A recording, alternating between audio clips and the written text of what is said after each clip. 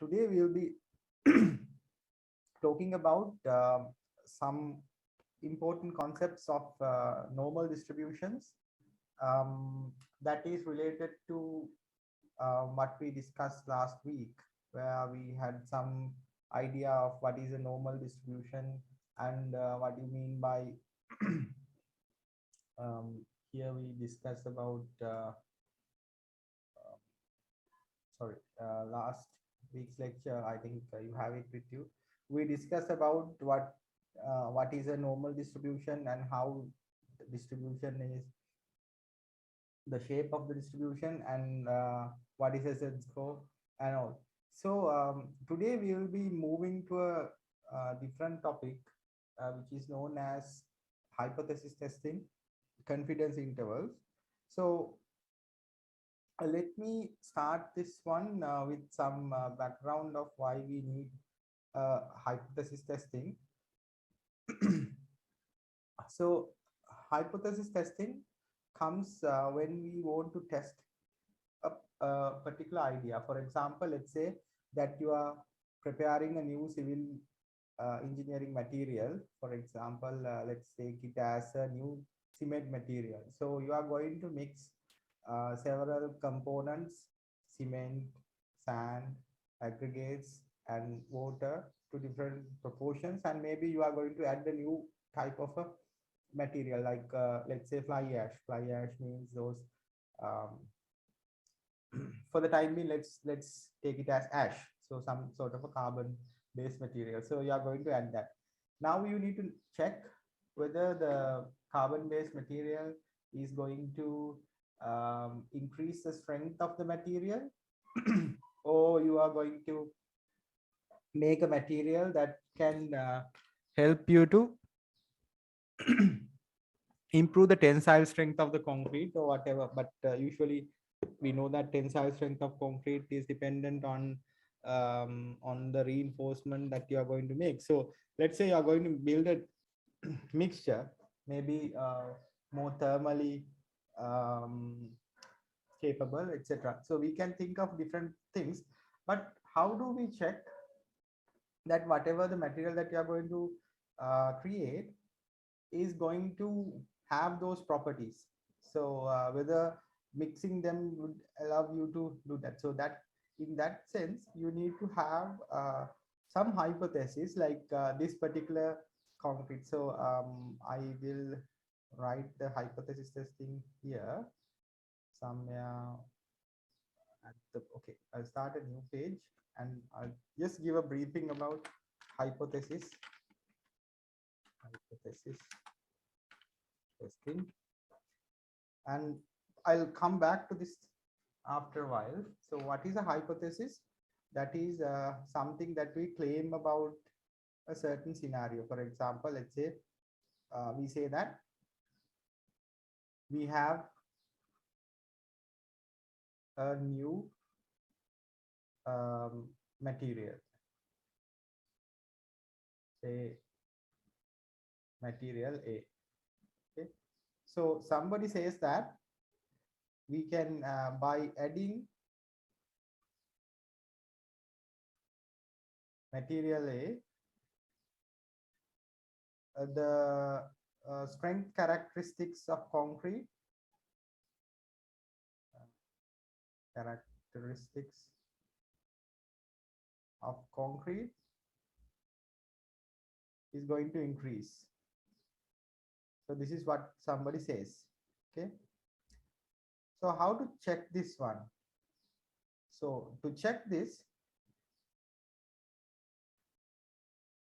what you want to do is you have to mix that, right? So normal concrete,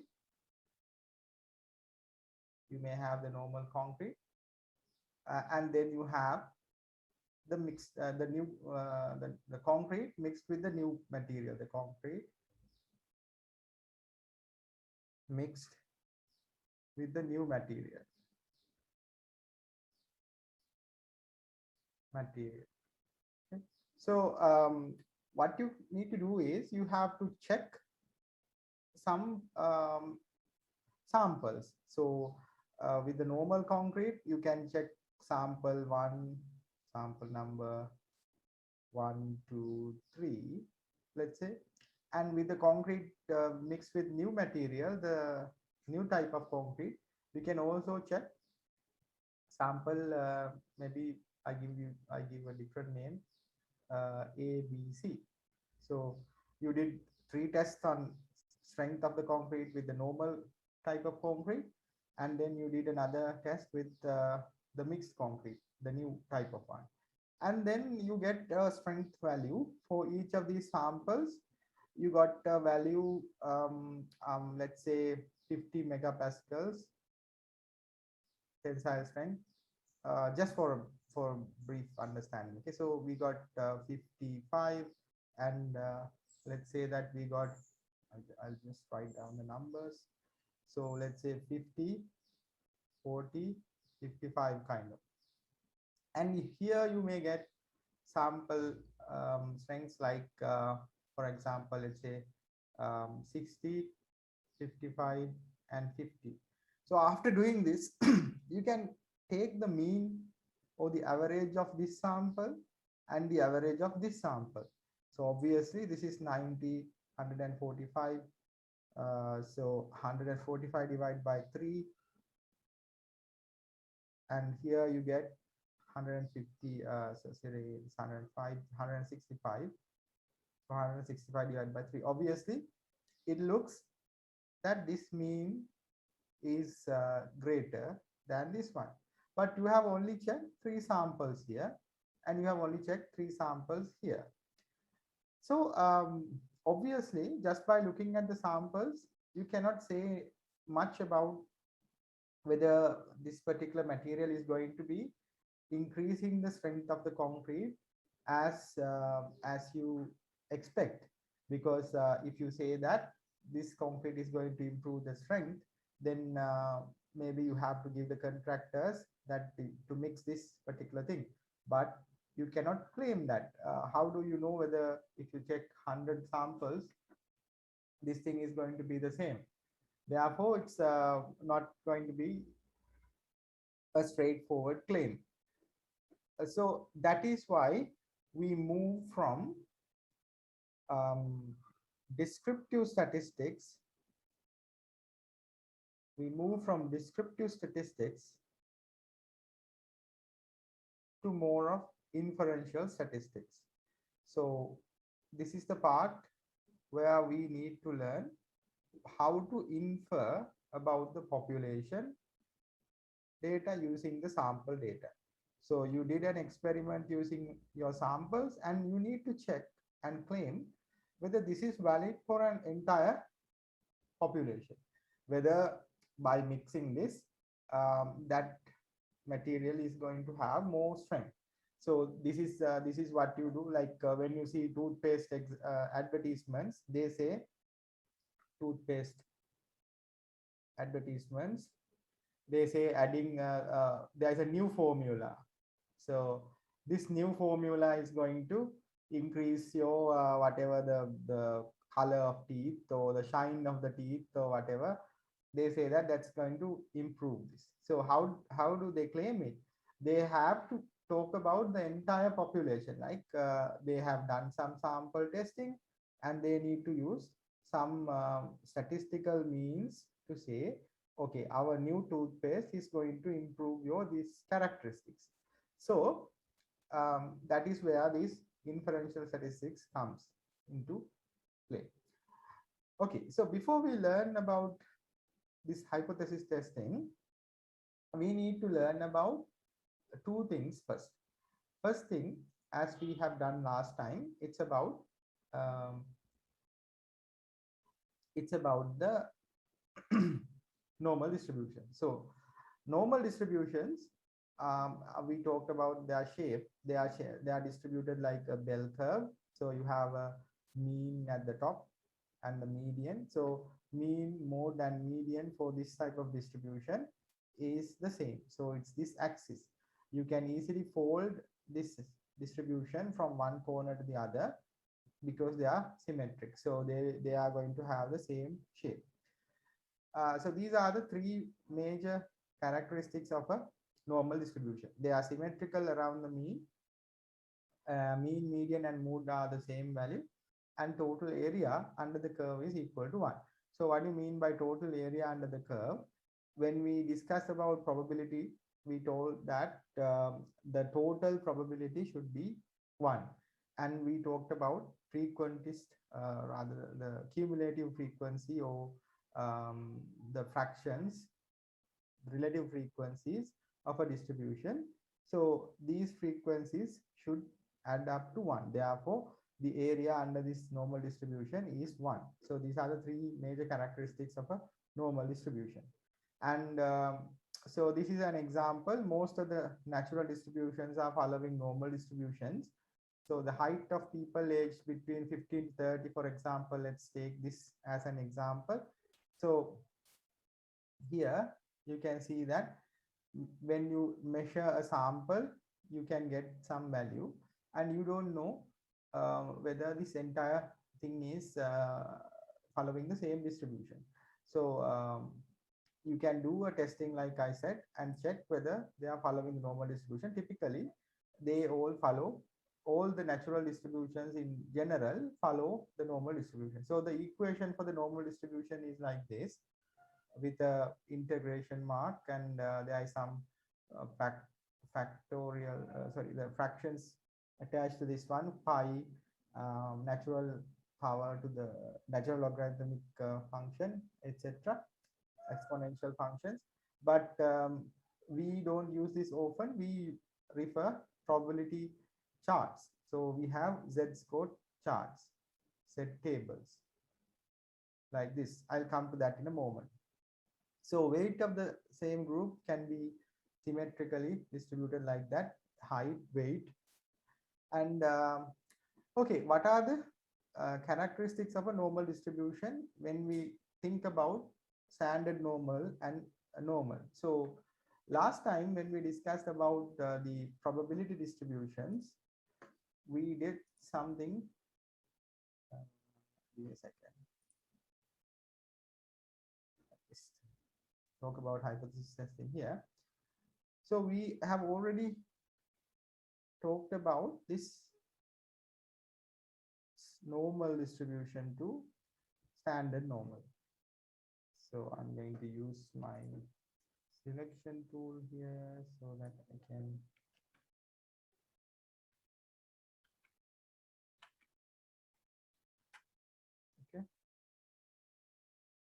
right. So when we have normal distribution, we can actually convert that to standard normal. So that's how your z-scores came, remember? So any value here, say that this is your x value, xi. So any value here can be converted to a value known as a z value here. So how do you do that conversion? You can, if you want to convert this zi to xi to zi, what you need to do is you need to consider the mean of the distribution. So first you make the reduce this one with the mean, so that you shift this curve towards the center, because you know that the standard normal distribution is distributed along 0, around 0. So this is 0, and you need to divide by sigma. So when you do this one, sigma is a standard deviation, mu is the mean. You can convert any normal distribution to a standard normal distribution. So these are the values you refer from the table. When you refer from the table, you can identify which area is under the curve given the value. So that's why we convert this normal distribution to standard normal. And why do we need to do this is because we cannot calculate the area under this curve, a normal distribution, for all the distributions, because every time you need to find this equation, the integration mark, and this function. It has some constant, e to the power some, and then denominator with another fraction. So you have to always fit this curve in order to get the integration and get the value. So to avoid this one, you can easily get the mean of the distribution and get the standard deviation and convert it to standard normal, so that you only need to refer a table, because we have developed tables to refer to standard normal. All right, so let's go back to the standard normal distribution charts and see how to refer to those tables. You have different types of tables. So this table has a z value that's going from 0 to 1, and then different the decimal values on the header. So this 0.0 something. And this table contains area under the curve to the left side of a z value. This one also contains area under the curve for the z value, left to the z value here. But the difference here is the z values are greater than 0. Here, the z values are lesser than 0. So they are negative values. How negative values come? When you convert a normal distribution to a standard normal, because of the mu being greater than the value that you consider, you get negative values. Therefore, there can be z negative values. So these are the three types of curves you will find, tables you will find when you deal with z value. So how to read the z value? Let's look at a question and try to understand. So let's say that there is a there's this let's look at this example. The speeds at which cars pass through a checkpoint, assume speeds are normally distributed such that mu is equal to 61 miles per hour and sigma is 4 miles per hour. So these are given as miles per hour, which means the amount, the speed as not kilometers per hour, but the sigma and mu they have the same units. So you don't need to worry here. So 61 and 4. Calculate the probability that next car passes through the checkpoint will be traveling slower than 65 miles per hour. So in order to do this one, what you need to first do is to convert the given variable, that is 65 miles per hour. That is what you expect. And you can convert this to a standard normal by 65 minus mu divided by sigma. So your value, the z value will be 1. So what it means is, if your standard velocities are distributed normally, when you convert the velocity to a standard normal for a 65 miles per hour, you will get a z value of 1. So if you put a 61 miles per hour value, z value will be 0. So likewise, depending on the different velocities you put here, you get a different z value. Okay, so you understand how to get the z values here just by putting x and mu and sigma when they are given. And here it's 1. If you have a table like this, in order to read the z value, you need to first look at how the area under the curve is defined. For this particular z table, it is defined for z values greater than 0, like in this case. So we got the z value of 1. And let's look at the z value of 1 in this table. So in this table, z value of 1 is 0.8413. Okay. And in this one, you cannot actually see a z value of 1. You only have a z value of negative 1. That is 0.1587. Okay. So how do we read this one? In this case, z value of 1 is given as 0.31 here, 0.3413. So 3 different tables show 3 different values, and in one case you don't have a positive value, only negative value, and here you have 0.8413, and here you have 0.3413. So why this difference comes? It comes because in this table, the z values are calculated for curves like this. So in this case, they are calculated for curves where already 0.5 to the left of the mean is taken already. So their Z value starts from here. It starts from here. And the area under the curve comes for this little space. So let's say Z is 1. So you read here only this part, the area under the curve for this part. So that part is 0.313. And you always have to add this 0.5 to that curve in order to get the value. So you get 0.8413 for this curve. And if you look at this curve, in the case where we had this problem, your Z value is 1 and the area is 0.8413. So no problem. This is correct for the question. And if you want to use the Z values where you have the negative values starting from left to the 0. So here, as you can see, 0 is here, but the Z is located here. Therefore, you cannot read the positive values. You get a negative 1 as 0.1587. So in such cases, if you get a table like this, what you need to do is you need to find a value somewhere here as Z equal 1. Okay. So you don't know this one, but you know that the area less than -1 is given by this area, because say the table says Z equal -1, which is this value 0.1587. So area under this curve is 0.87, right? 87. Okay.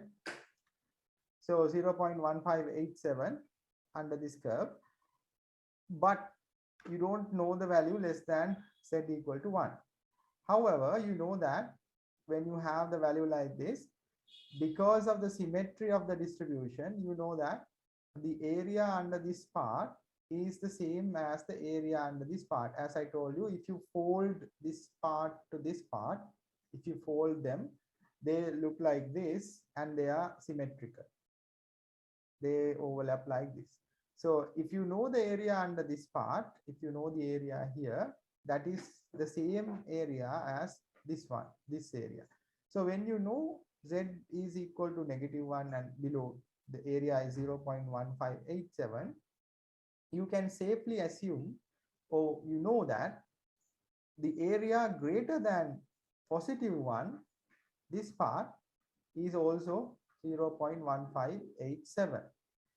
So what you have is to the right side of your value. And you know that the total area under this curve is 1. So how do you calculate this area to the left of your value, that is Z equal to 1, to this side? You can easily calculate this by 1 minus the area to the right side, that is 0.1587. So you'll get an answer. So this is 195, that's 4, and 8, 0.8412. So here it's 3. So here it's 8413. Cool. So the same value. I hope you understand how 3 different Z tables can be read to understand the value, to get a value that is less than a certain Z value. So why do we need this? We need to have this in order to do the hypothesis testing, so that we can refer to a table and get the value of a value that we are interested in. Okay. There are other examples. I'll share this note with you so you can go through each question and see how each of the answers have been calculated. So I will share this one with you. Now let's look at something known as central limit theorem.